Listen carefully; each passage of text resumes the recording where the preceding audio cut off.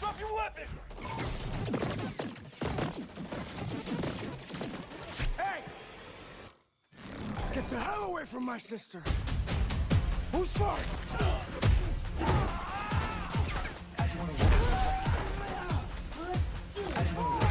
Watch out! Okay, let's do this!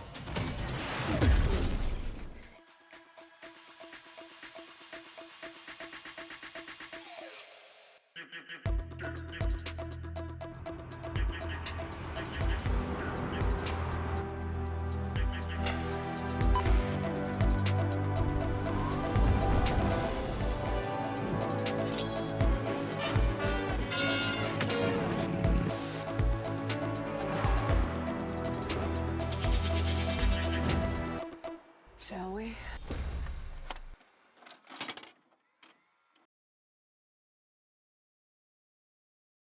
Hi, comic guys and gals. This is Joe, and welcome again to Anachronic Comics, but specifically, it's DC Watch, right, guys? Yes, sir. Woo! Yeah, let's see some energy here. Yeah. It's DC, baby. What do you always say, Chris? Oh, Lord, I say a lot of stuff, Joe. DC for life. For life. So we're here, and you know, guys, you watch YouTube, right? So the Blue Beetle movie comes out, and like 2 seconds later, you're getting like reviews. That's a load of you know what, Yep. you know? You gotta watch, you gotta think, you gotta wait a week or so, you know? Ruminate. You know? Ruminate. Right, ruminate, right? Ruminate. And then we go ahead and we talk about it and we let you know what we think. We And were then- supposed to watch the movie.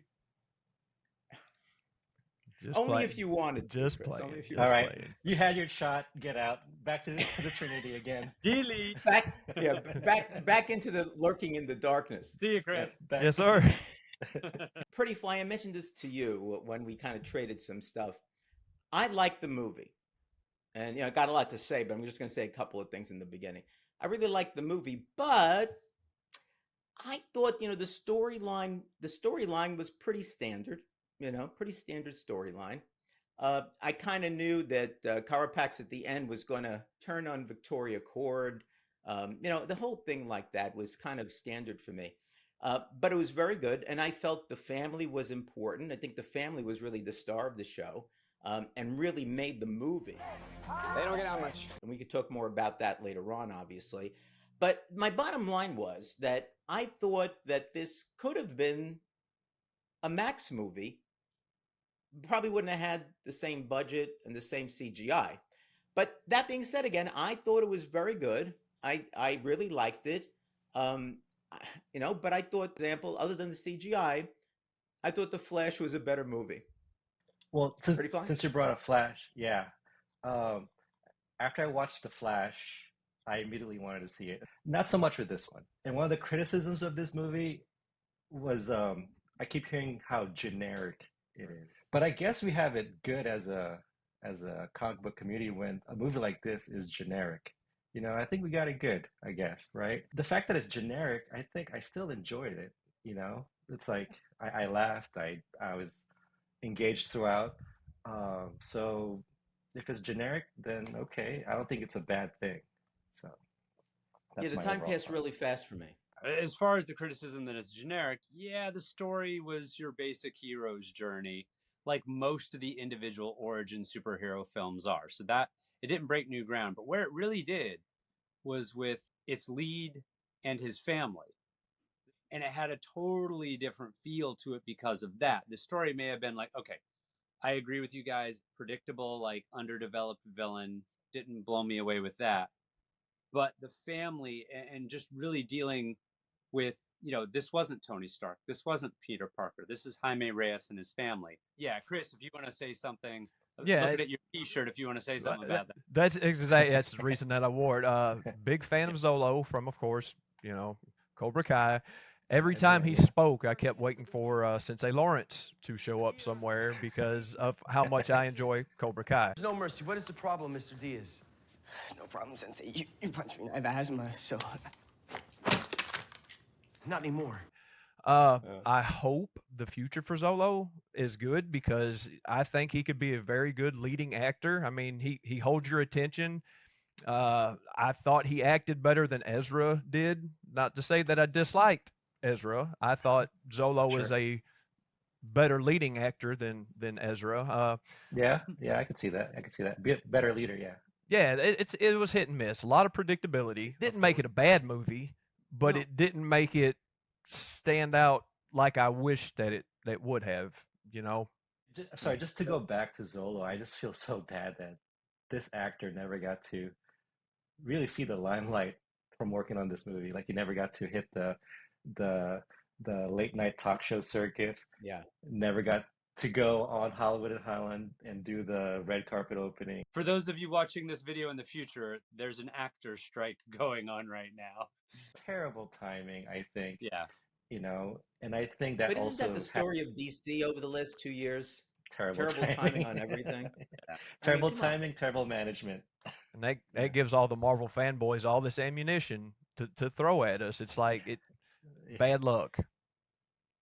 Yeah, Chris, we don't talk about Marvel on this show. Well, you know the other guys. He said the M word. I can't believe it.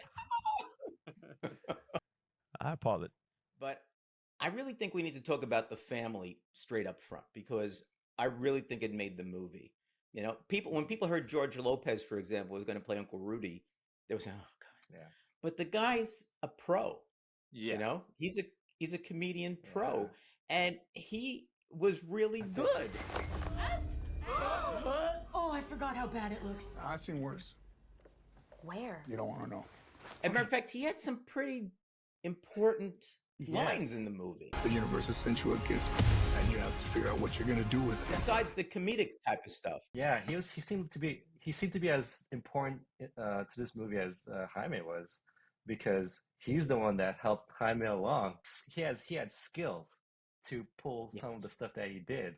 You know, like he could potentially be working, you know, side by side with Bruce Wayne on some tech stuff. You know, Batman's a fascist. He was always wary of, you know, the man.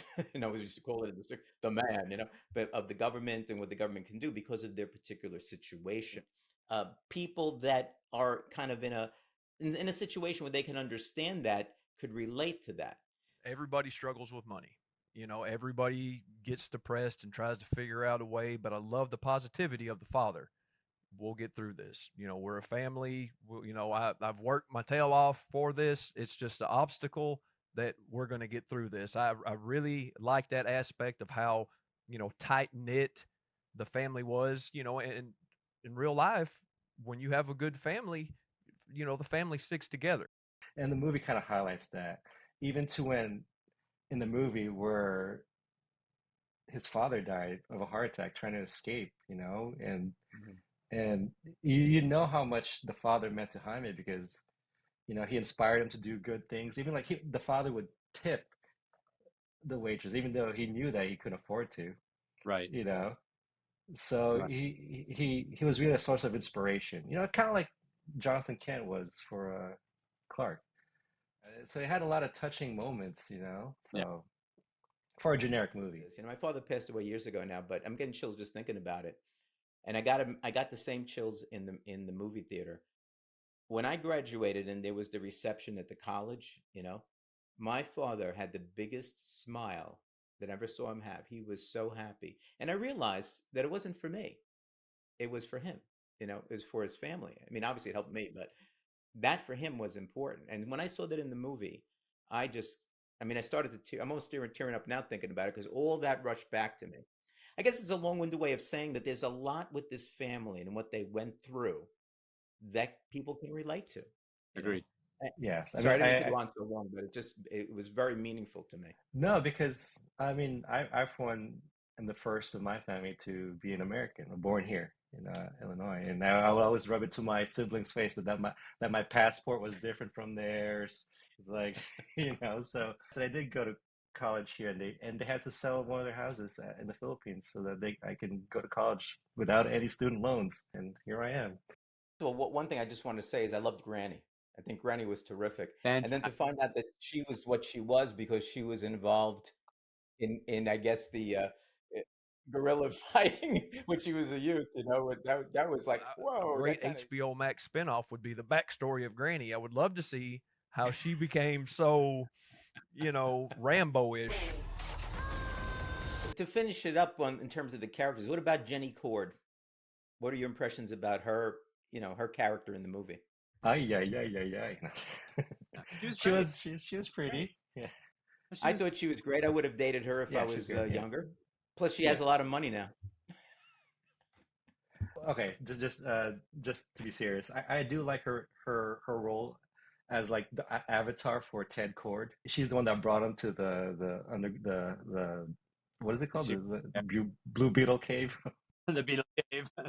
So I kind of like her presence as that connection because the other connection to the Cord was the villain, you know? So it's like I kind of like her having there for that reason. You know, we got to see all the costumes because of her. You know, we got to see the tech because of her.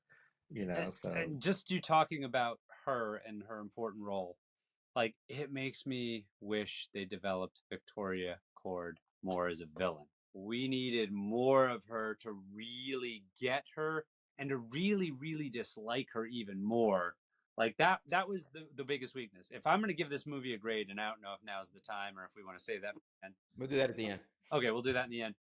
This movie would have gotten a much higher grade if they'd done a better job with her as the villain. I don't know about that, Dave, in this instance, because I hated her quite a bit.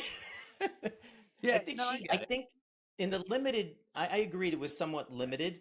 Yeah. But she was clearly a terrible person. I mean, absolutely, she didn't care about it. It was always for the greater good, quote unquote. But whose good was it? Was her good. She's willing to sacrifice you, encouraging you to give, to sacrifice your life, your whatever, for the greater good, which meant her. We are going to change the world with the power of the Scarab. It belongs to me. What they could have done possibly is do some sort of in some way in the movie, but do some sort of a throwback memory thing, with her father dying and suddenly Ted getting the company rather than her, although she had worked all this time. But that came across, I think, enough. Got it. I don't know what else you could have done seen it a to show her bit more. A little bit more. Yeah, because it just seemed like she was just jaded because she was mad. I'm kind of like Dave. I'm like, well, why are you so angry? I understand you're jealous of your brother, but there's got to be a little bit more, give me to show me why this Chris, lady. they told us why. But that's because the problem, she had Joe. worked in the company, right? And when her father died, she thought she was going to get the company, right? And because she's a woman, the father gave it to Ted, and that Joe, pissed her off to no end. Yeah, Joe, that's the problem. They told us. They didn't show us. Right. Like really show. It was 2 hours and 7 minutes already. They're 2 hours and 12. right? Give us 5 more minutes of evil Victoria. They don't do that. I would have loved to seen a flashback of her and Ted, of like when said company was given to Ted, and then her reaction, and then of course, then the. Now, Dave, what they did show though is how she affected Carapax from a young age. Yes, they did. Her hunger for power ruined this kid. Yeah. Eventually, at the end, it was the whole Frankenstein's monster turning onto his creator kind of thing. Yes. The ending. That's why I like the ending too, and I think that was one of the things. Yeah, so that was one of the things I also appreciated about the movie. Was like, oh, I like how they went there, because if you compare it to like Obadiah Stane from Iron Man, he was just your like Victoria, your typical corporate bad guy who's lusting for power leads to their ruin, right? But this one, there's a little bit of depth in there, where the fact that they show that she has ruined lives, you know, so much so that this kid is became killing machine, literally. Like you said about Victoria not getting a good backstory.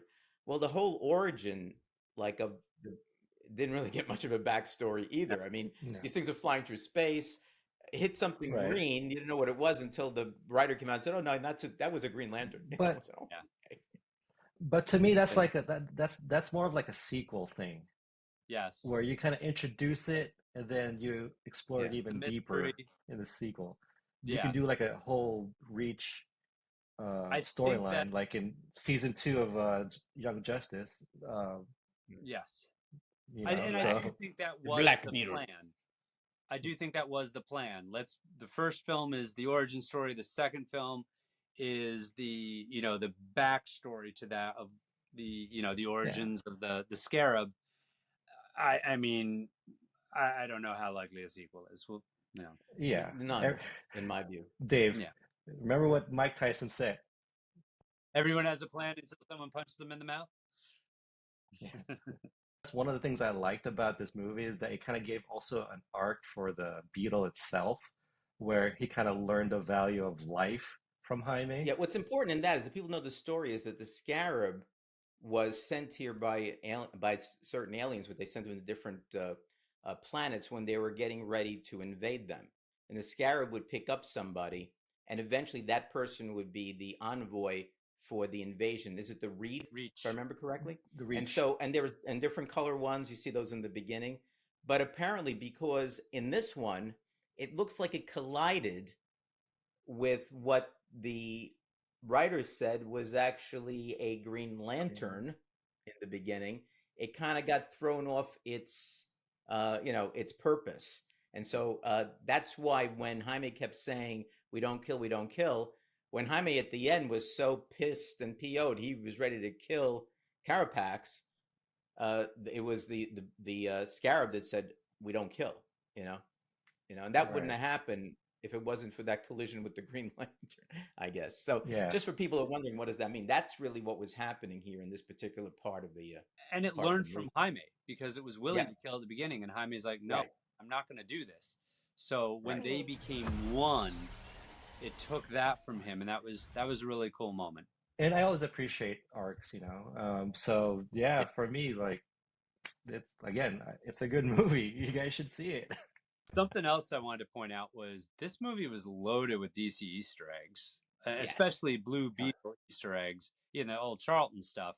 And it was great. It was a lot of fun as a DC fan. I was cheering seeing Ted Kord's costume there, and also the other ones going throughout, and so forth, and then seeing the big, I don't know what he called it, the Beetle car, whatever it's called, coming out at the end. That was like, I was cheering, going, yeah, right. It's good to see that type of stuff. It seemed kind of gruesome, but I found it hilarious when, was it George Lopez who was driving the Beetle, and then he just stabbed one of the henchmen.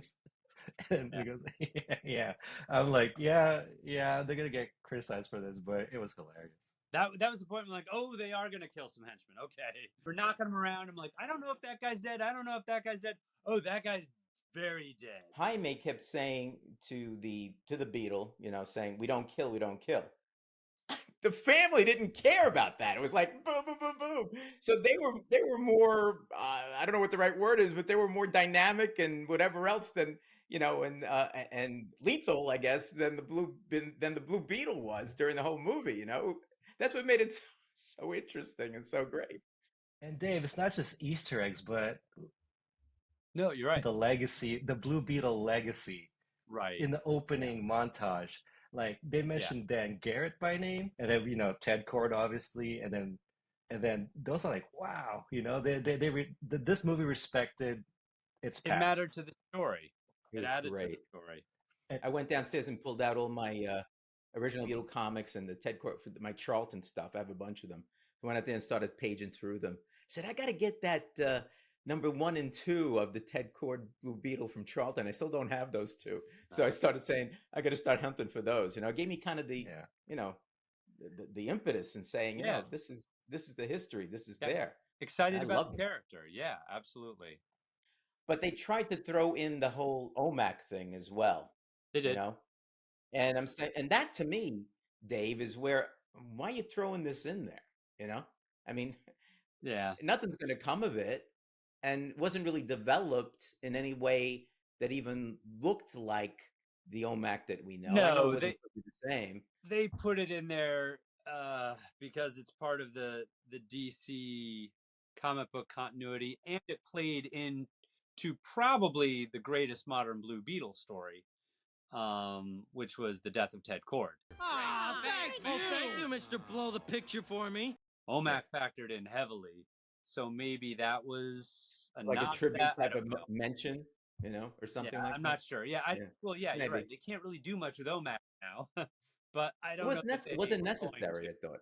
So, but maybe you're right. Maybe it was some sort of a tribute type of thing. So people say, "Oh yeah, Ted Kord, OMAC." That type of, I was waiting for more, and nothing happened. anyway. So Which a lot of the Easter eggs that they used, which I thought they were safe Easter eggs, you throw in a Flash Easter egg, Central City that they name drop. You throw in Superman, you throw in your Batman. I think Right. I think he went to college from Gotham. Was that not right? Was he not going to law school in Gotham? Gotham University, I think so. Yeah. Didn't So I he mean, have something on? I think you're right. it was all safe Easter eggs because Flash will always be in the DC universe. Superman will always be in the DC universe. Of course, we don't know who or which one. Batman, of course, is a staple of the DC universe. He's going to be in it, so it was safe Easter eggs, Yeah. But all in all, I mean, the movie is called Blue Beetle, Yes. so we don't want to get too much into it to where it detracts from Jaime and his journey, Right. and the family that gave him strength. Well, because So your non-comic book fan is not going to have Yeah. no jack squat Yeah. about Blue Beetle. They're just like, oh, there's Yeah. another superhero movie called Blue Beetle. But the key here was, as I understand it, was because of the nature of the story and the fact that it was detached in many ways from things that would cause a problem. There was no interference by Warner Brothers Discovery in this. At least that's what I've read, and I can kind of understand that. They just said, "Yeah, okay, go ahead and do what you're going to do," and that's it. Looks good to me, and it's great. And James Gunn says, "Yeah, I think he's going to be a character in the DCU, hopefully with the same actor." He didn't say that, but with the same actor. And I know I've talked with some of you guys about it. I like James Gunn a lot. I think he's a brilliant filmmaker. I think it was a brilliant choice to bring him in to shepherd their studios. The announcement that we're scrapping all this and starting from scratch took the legs out from all of these films, including Blue Beetle. Even though he's oh no, it's a part of it. I don't know that anyone's fully buying it. They can integrate him, of course. They can bring him in. But I really do think the minute that announcement was made, these movies were put in a terrible position. And the strike and all of that makes it even worse. So, I mean, Yeah. That's tough to see. I mean, That's why? tough. Yeah. I guess in a fan's perspective or people on the outside looking in, when Gunn comes in and announces all this, it's like, why care for this movie if it doesn't mean anything?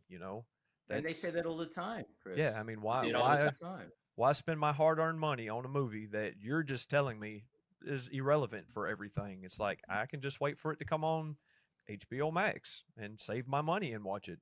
Yeah. Yeah. No, it does.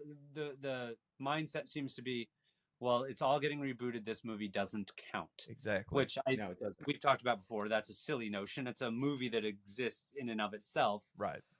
But people, that shared universe, that's sort of the expectation that Marvel has set. There, I said Marvel. And I blame that other company for this. If they weren't so successful with the unified universe, that wouldn't happen. Well, they've kind of set a standard, and that even they, I think, they're going to struggle to keep going with. No joke, Dave.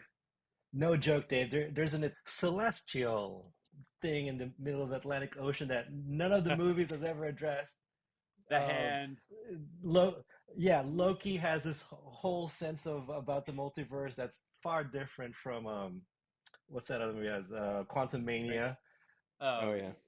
Yeah. And Doctor Strange, yes. So it's like even it seems kind of they've broken away from the solid universe that they've created. We have now, if you're a DC fan and you like these movies the way we do, or enjoy these characters the way we do, we had Black Adam that was somewhat of a dud. It might break even, maybe. Shazam, which lost the studio a fair amount of money. Flash, which lost the studio a ton of money. And now Blue Beetle, which, I mean, this is the second weekend. I don't think it's made 100 million yet. And I think it'll hit that. But it's not going to, I'd be shocked if it made more than 130. And I certainly hope it does. But that's not going to be a success either. In terms of money, maybe it might make some money in the DVD and in the release and when the pay for release type of thing. So it might make some money there too, and hopefully it'll make enough to at least break even. But I will say though, with Black Adam, Flash, Shazam 2, all those movies, the one charm that Blue Beetle has over them is that this movie is not really tied in to a lot of stuff. There Agreed. wasn't a lot of like tie-in that created the hype that would only lead to a deflation when it doesn't mean anything. I mean, with a few mentions of Batman, and even then we don't know which Batman they're referring, by the way. Yeah. Well, it's whatever Batman needs to be, and same thing even with Luthor Core and all that type of stuff. There was Daily Planet. Right. I mean, all those Easter eggs, they're going to work. I almost equated to when in Batman Forever, Val Kilmer mentioned Metropolis. Where will you go? The circus must be halfway to Metropolis by now. All of us went nuts, like, oh, he might know Superman. Yeah, apart from that, I think it was refreshing. It was just like, I was watching a movie for the movie. There's no Easter egg. There's no thing that I have to watch, so I don't want to be spoiled. It's just a movie. And I don't want to get off topic of Blue Beetle, but to me, that really is the essence of what the other company did in the beginning. And I know that James Gunn has said in the Superman Legacy movie there's going to be these other heroes because it basically starting off in a universe where heroes exist and all of that. But I don't know. To me, I like this idea. I like even the idea that you've got the Batman movies going on now, and even the Joker movies, I guess, which are in their own universe, because it allows the director and the writer, usually the same person now, to really develop a set of movies where you're right, Pretty Fly. You don't have to get invested and say, they're not encumbered. What's the mid-credit scene going to be, and who's going to come in, and that type of thing. You just, if the world was in danger, why weren't all the other heroes there helping? It's like they've not been, hitting home runs like they usually do either. In my opinion, we might get some slack for saying that, but I mean, truth's the truth. Their movies have not been. Holy crap! Did you see that? They're like, oh. I can't believe I watched something like, So Chris, sir, let me ask you a question since you brought that up. So we've had a number of superhero movies that have come out this year. Yes, sir. Right? Including the Marvel. The other guys. That's okay. The marvelous competition. And DC. Where would you put the Blue Beetle in terms of ranking it among the other movies? Oh wow, that's I already thought that the Flash was a better movie. I said, which you can disagree with, but I haven't told you where I thought I would rank it. Now what do you think? I agree with that statement. I like the Flash movie as a whole better than I did the Blue Beetle, but in the same breath, I thought Xolo was so many steps ahead of Ezra in keeping my attention as a leading actor. Like I said, because I'm a big Cobra Kai fan. Where the movie stands, oh Lord. What movies would be better? Let's put it that way. That's a good question. I'm gonna have to pass on that and think about it for a second. You put me on the spot. I'm not sure. All right. I'll take tag. I'll take the hint. Lenny, you want to answer that? Tap question? in. I know Dave probably already has it all figured out. Well, yeah. Well, are we speaking in terms of just DC or just comic book movies? As a whole.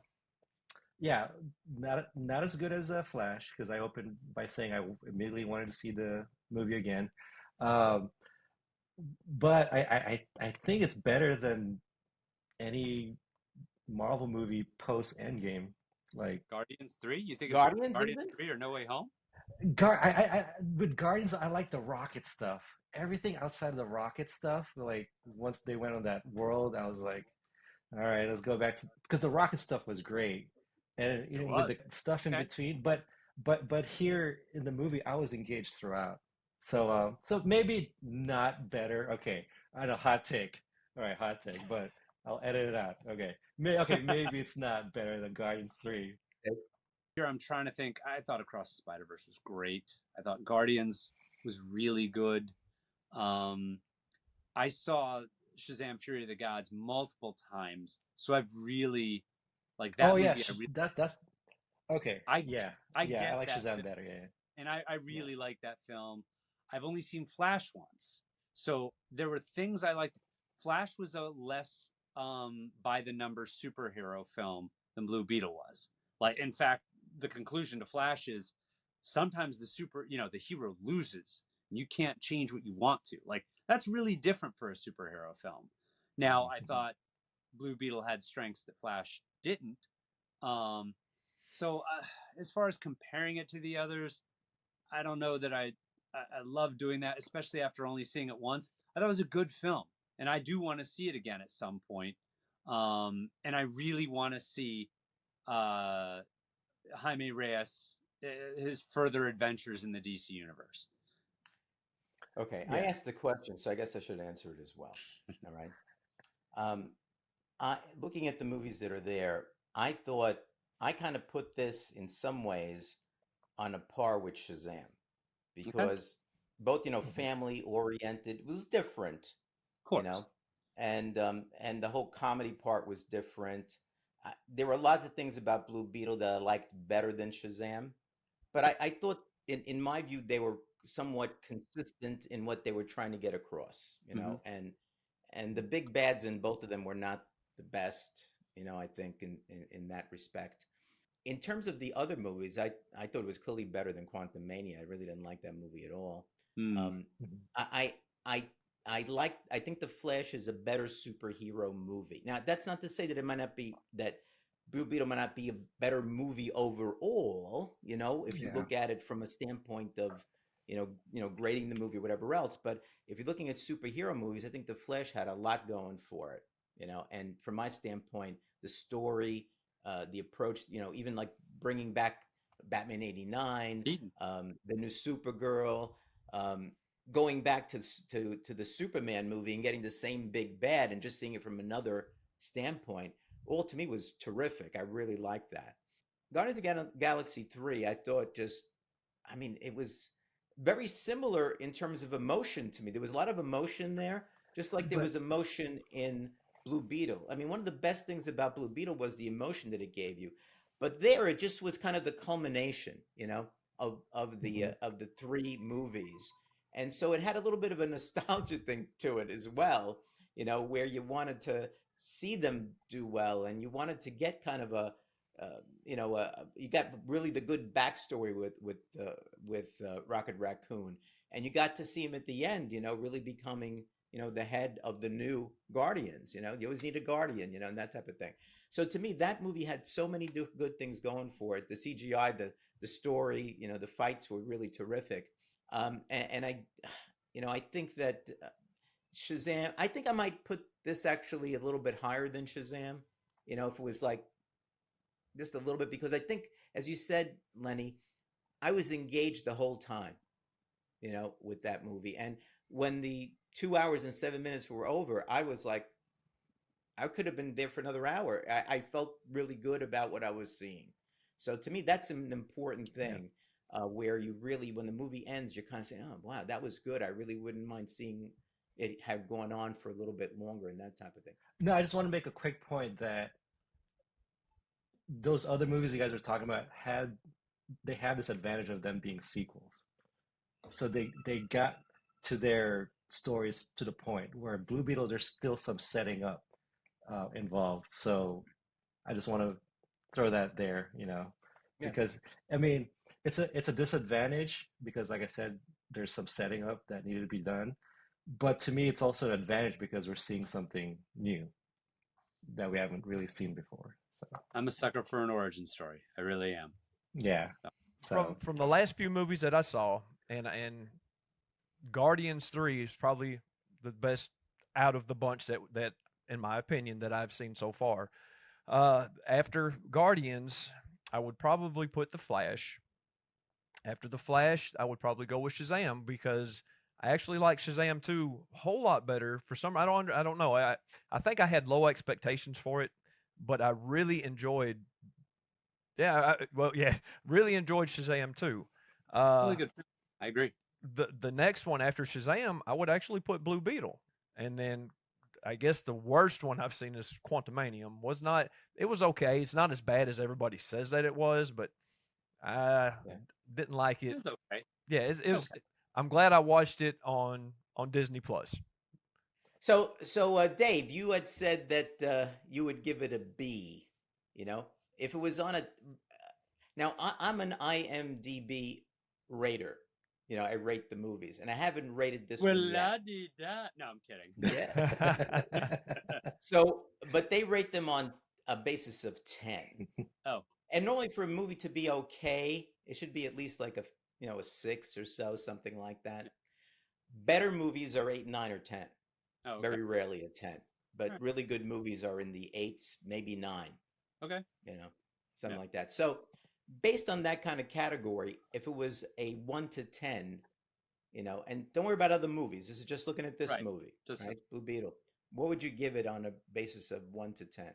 Well, I'm kind of stuck in the old grading system where like an 80 is a B and a 90 is a so my first inclination is to say an 8. But based on what you're telling me, you know, maybe like anywhere from a 7 to an 8. It was a good film. Okay. Yeah. Pretty Fly? Yeah, maybe. Yeah. B. Mid B. What do you think, Chris? 6.5 to a 7, in between. Okay. I think it's a solid 7. Solid 7. That's what I would put down for it. All right. You know. Nice. But anyway, that's my point. There you have it, gang. DC Watch people. We've told you as much about it. We gave you a few, you know, a few spoilers, but not too many actually. We were pretty good about it. So we're all saying you should watch it. It's still around. We think you should go out and watch it because I think you're going to enjoy this movie. Agreed. Don't worry about the DCEU. Don't worry about the DCU. Just worry about Blue Beetle. Go see this movie. It's a great movie, you know, and I think you're really going to enjoy it. Yep. And it's a visual, stunning movie. It You'll is. see it in the big And screen. and we have no interest in these companies. So, any event, I think that it's a great movie and people should go see it just for for the movie that it is. I think it's great. It's a popcorn movie. Yeah. Good popcorn movie. Any final thoughts, guys? And like I said, Xolo, I'm a big fan. I just really hope he gets to revisit this somewhere. You know, I don't know if they'll do a sequel, which is probably doubtful, but hopefully James Gunn, if you're listening, I have to call you if you're not, just somewhere put this kid back in a movie. I really enjoyed his performance. I can't speak highly enough of how well I thought he done. Yes. I was going to say one of my favorite things about that film was partially people in the audience. There was a family behind me, a Latin family, who the jokes landed really hard and they were laughing really loud, which made it even funnier when, you know, the audience is getting into it. And at the end, when we were walking out, the father and his young son were walking down the aisle and they both had Blue Beetle shirts on. You know, I don't see a lot of Blue Beetle shirts, but, you know, this goes back to something, you know, representation matters. Yep. You know, that this family was seeing a superhero, you know, that had a similar cultural background up there on the screen, and you know they had on the shirts, and it was just really cool to see. It's so good for the culture. All right, guys, take care. Thanks for watching DC Watch, and we'll see you again real soon. We're preparing some stuff, so stay tuned. Take care. Bye-bye.